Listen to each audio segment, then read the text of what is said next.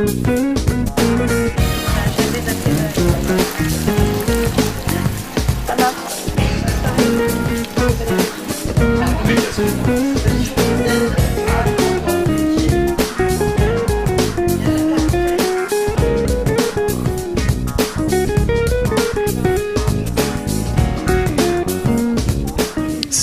très intéressant pour un RH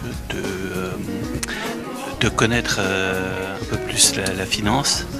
Et moi, ce qui m'a beaucoup intéressé, c'est on n'est pas soi-disant des hommes de chiffres, mais on s'aperçoit que la finance, il faut prendre des décisions, comme je l'avais dit tout à l'heure, en fonction d'une stratégie. Et ça, c'est pas mathématique. La formation est super intéressante pour nous qui ne sommes pas du tout confrontés aux chiffres. Là, on va mieux appréhender un compte de résultats, un bilan.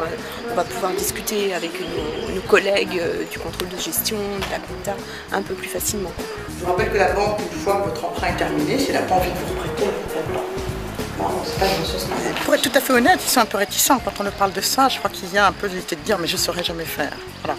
Et puis quand on les met, n'oubliez pas que c'est quand même sous forme de simulation, sous forme de jeu, et que le naturel reprend le dessus. Et dès qu'ils voient, moi je parcours beaucoup, je dirais je les aide, hein, je suis auprès d'eux, je leur donne des conseils, et dès qu'ils voient qu'ils savent et qu'ils ont compris la façon dont ça fonctionnait, vous allez voir, à mon avis ce soir ils vont travailler tard parce qu'ils sont un peu pris au jeu.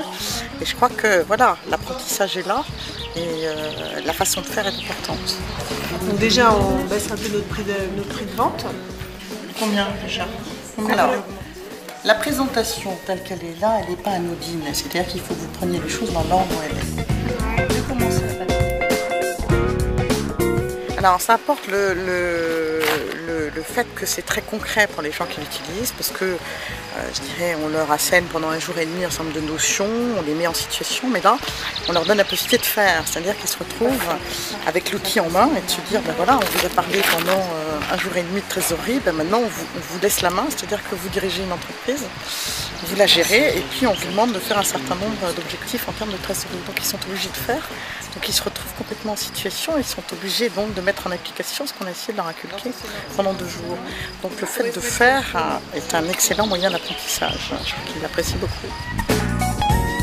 Ce qui va être clair demain, c'est que si on veut parler de ce qu'on a appris pendant ce séminaire, c'est qu'il va falloir qu'on donne des chiffres qu'on n'a pas, nous, en tant que RH, on voit pas les impacts.